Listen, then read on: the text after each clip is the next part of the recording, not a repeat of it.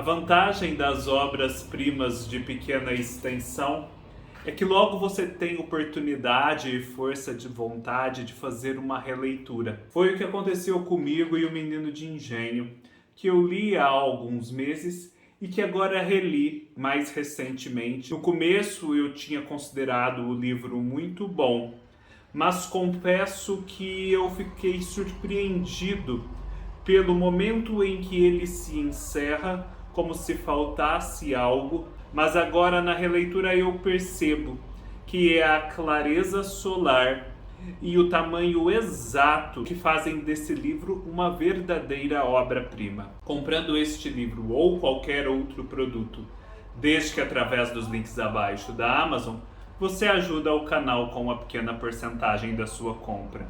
Desde já eu agradeço a todos que têm colaborado. Menino de Engenho é o primeiro livro do José Lins do Rego, o que por si só já é impressionante, porque o escritor estreia com uma de suas obras-primas. Isso foi percebido desde o início pelo público e pela crítica em 1932, e logo foram feitas comparações com um caso semelhante, que foi o de Euclides da Cunha, que se consagrara imediatamente com a publicação de Os Sertões em 1902. Este também é um livro fruto de uma amizade intelectual que se estendia há quase uma década, desde 1923, e que prenuncia um pouco do que virá numa das nossas maiores obras da sociologia, que é Casa Grande e Senzala, de 1933, um ano após a publicação de Menino de Engenho.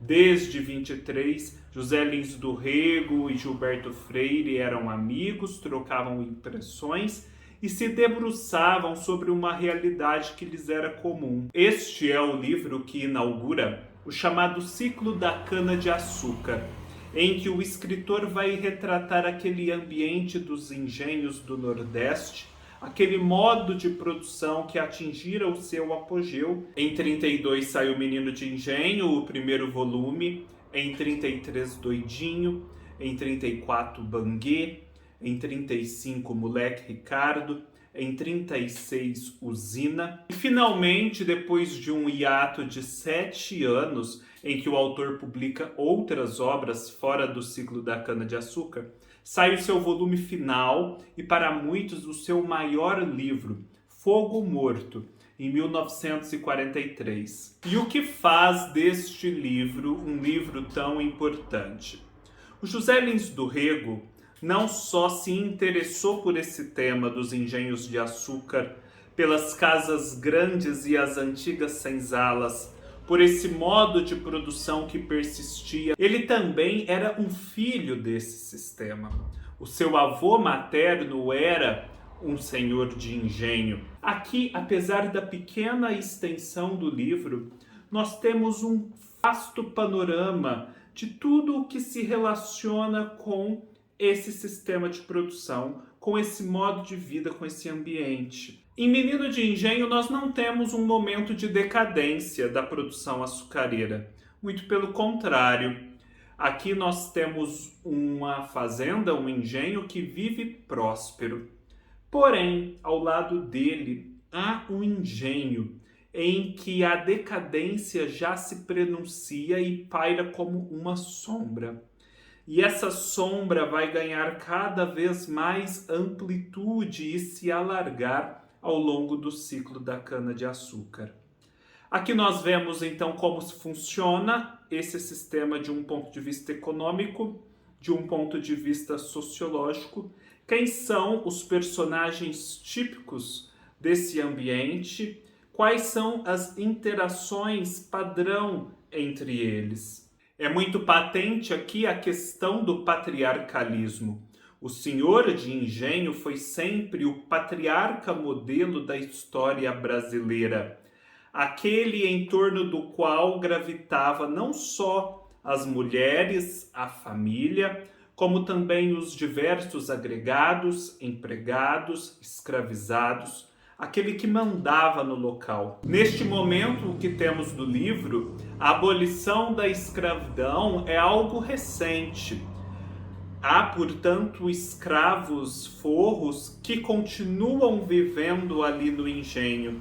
E esse é também um aspecto importante, porque nós sabemos que por falta de políticas de reconstrução das vidas das pessoas escravizadas, muitas delas preferiam continuar com seus antigos senhores, porque fora dos engenhos elas teriam ainda menos do que tinham ali. Trata-se aqui então da perpetuação da fragilidade e da dependência social do negro brasileiro. Esse senhor de engenho, esse patriarca, vai gradativamente se tornando um coronel.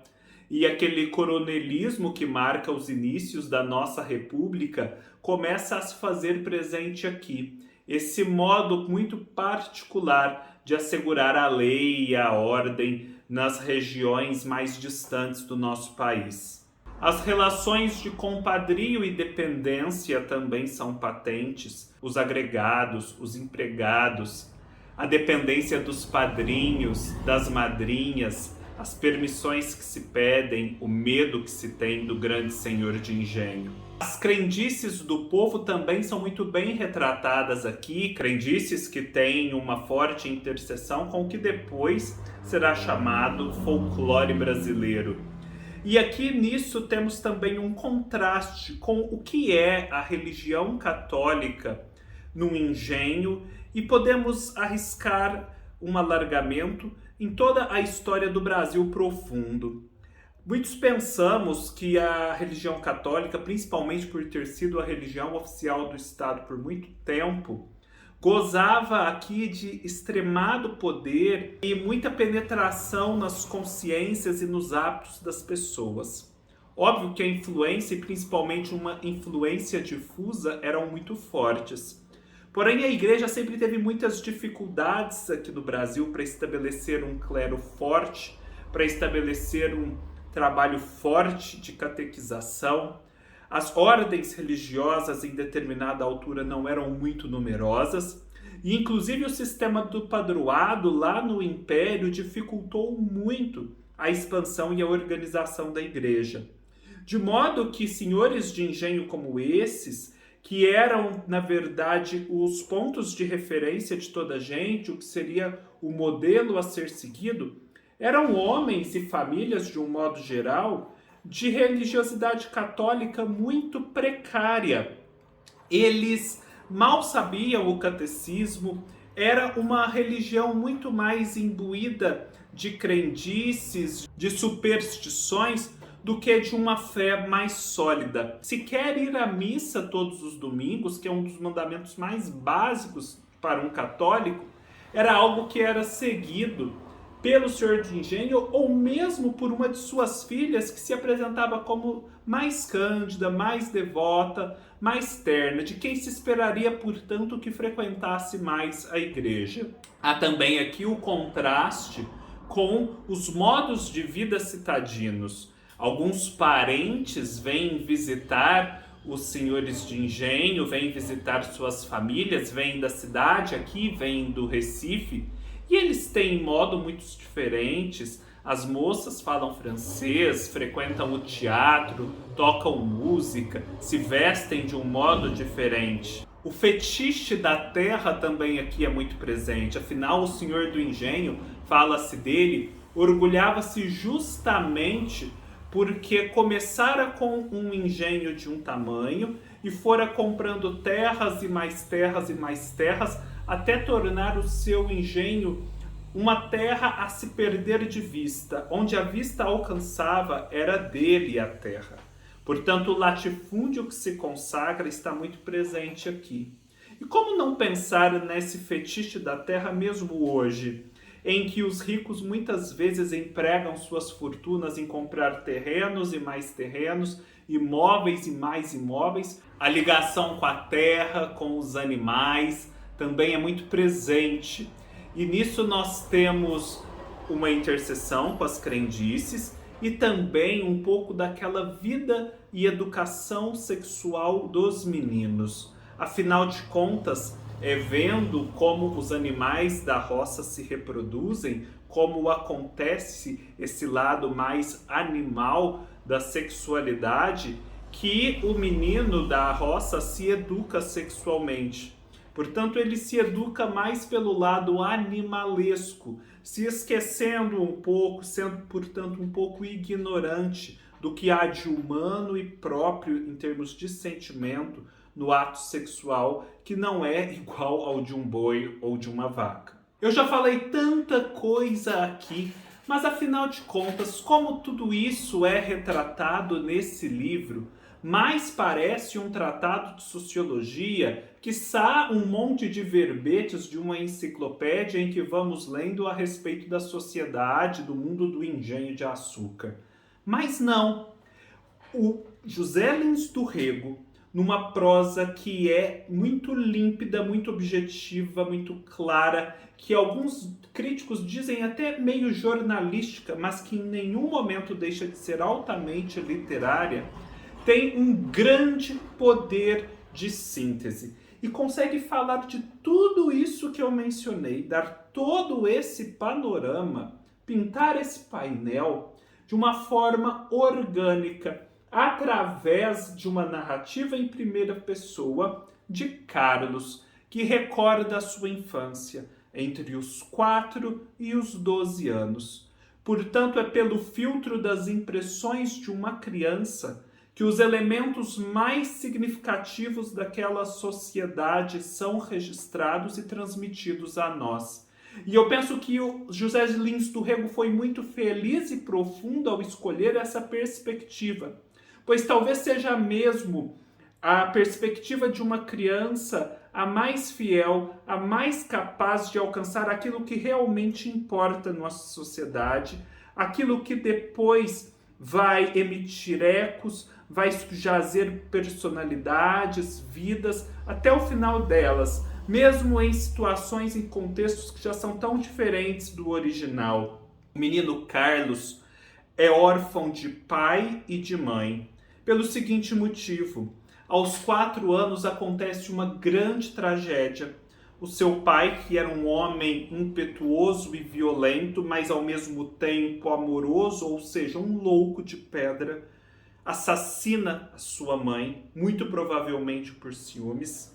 E o livro começa, portanto, com Carlos despertando numa casa em que essa matança acontecera, em que há um rebuliço tremendo. Ele vê a mãe ali de olhos esbugalhados, depois acompanha o retrato terrível dessa tragédia na imprensa e é afastado, portanto, daquela casa primordial. A mãe já morreu e o pai é levado a um hospício e ele nunca mais o vê. Ele é levado, portanto, para o engenho do seu avô materno, que ele não frequentava muito porque o pai e esse avô não se davam tão bem. E ali ele cresce meio solto, sob a tutela de 2 tias. Uma tia má, a Sinhazinha, que para vocês terem uma ideia, se casou e 3 meses depois o marido a devolveu ao pai, atrelada a um carro de bois, dizendo que Deus me livre e guarde, não aguentava aquela mulher. E depois temos uma tia, a tia Maria, salvo engano, que é essa figura mais angelical, mais maternal, que vai fazer às vezes desta mãe que ele perdera. De todo modo, apesar até de alguns esforços da tia Maria para educar-lhe, para tornar-lhe um menino um pouco mais civilizado, dos 4 aos 12 anos ele cresce meio que solto no mundo, com ampla liberdade. Liberdade, inclusive, para sublimar, equacionar, acomodar a sua melancolia, a sua tristeza de órfão. Há um grande vazio nele, há ao mesmo tempo o temor da hereditariedade, porque ali muito se fala do pai que parece com o filho, da filha que se parece com a mãe. Se ele se parece com os pais, se ele se parece com o pai propriamente dito, ele também tem chances de ficar louco. Então ele desenvolve uma série de hábitos e de pulsões que vão dar conta desses seus sentimentos conflitantes. Brincadeiras, modos de ser e depois, mais à frente, uma sexualidade muito precoce. Nesse retrato do desenvolvimento sexual do Carlos, o José Lins do Rego não só retrata um caso particular, como também aproveita para, com isso, retratar como era basicamente a educação sexual e a iniciação sexual de muitos meninos à época nesse contexto. O livro vai caminhando gradativamente até atingirmos o momento em que o Carlos irá para um colégio interno. Esse colégio interno é anunciado em muitas oportunidades ao longo da narrativa. E vemos que ele será o lugar em que toda aquela liberdade de ser do Carlos será tolhida, aqueles seus modos selvagens serão polidos, e ele finalmente se tornará um homem civilizado, um homem inclusive capaz de escrever este livro de memórias. Eu, da primeira vez, pensei que este era um final um pouco abrupto, porque eu tinha a impressão de que o livro acompanharia Carlos ao longo de quase toda a vida. Mas não, ele para aí, nesse momento em que a liberdade total e ao mesmo tempo o vazio do engenho cessam para começar uma vida nova, uma vida citadina, que será preenchida por outros elementos. Ainda não sabemos quais. Esse livro tem muitas possibilidades de leitura, pelo prisma da história, pelo prisma da sociologia, da antropologia, da história do comportamento. Podemos também fazer muitas leituras psicológicas e psicanalíticas. O José Lins do Rego é capaz de, na sua linguagem que dizem jornalística, criar muitos símbolos, muitas metáforas, pontos de abertura do seu texto que o levam à transcendência. Uma leitura interessante que o professor João César de Castro Rocha faz aqui no prefácio é a leitura sociológica da história da desigualdade no nosso país, a história e o retrato da nossa desigualdade. Afinal, nós acompanhamos a vida aqui do menino de engenho, do neto do Senhor. E ao lado dele, convivendo com ele, brincando, mas não tendo uma vida idêntica, estão os moleques. Quem são os moleques? Os moleques são os filhos dos negros, antigos escravos, são os filhos da gente pobre do lugar.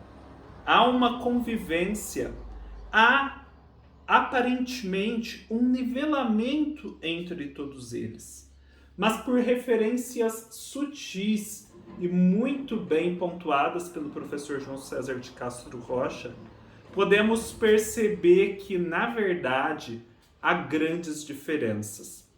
E o professor João, então, lança a seguinte hipótese, que eu acredito é muito verdadeira.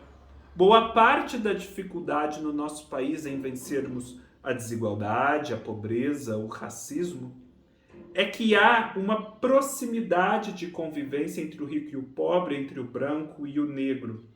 Uma proximidade que na superfície parece abrigar uma convivência pacífica, uma acomodação de interesses, um estado ideal. Porém, por detrás daquilo, há estruturas muito rígidas e muito marcadas que, no fim e ao cabo, estabelecem um distanciamento e diferentes possibilidades de vida e condições de desenvolvimento. É isso, pessoal, tudo o que eu tinha a dizer a respeito deste livro que parece tão pequenininho, mas que certamente resiste e cresce a muitas e muitas releituras, como eu pude provar com a minha primeira releitura. Espero que vocês se empolguem a ler este livro, que está sendo agora publicado pela Editora Global. A Editora Global está publicando todo o ciclo da cana-de-açúcar. Quase todos os títulos já foram publicados. O segundo, pelo menos, que é Doidinho, já foi. Em breve eu lerei e em breve comentarei com vocês. Um forte abraço, até mais.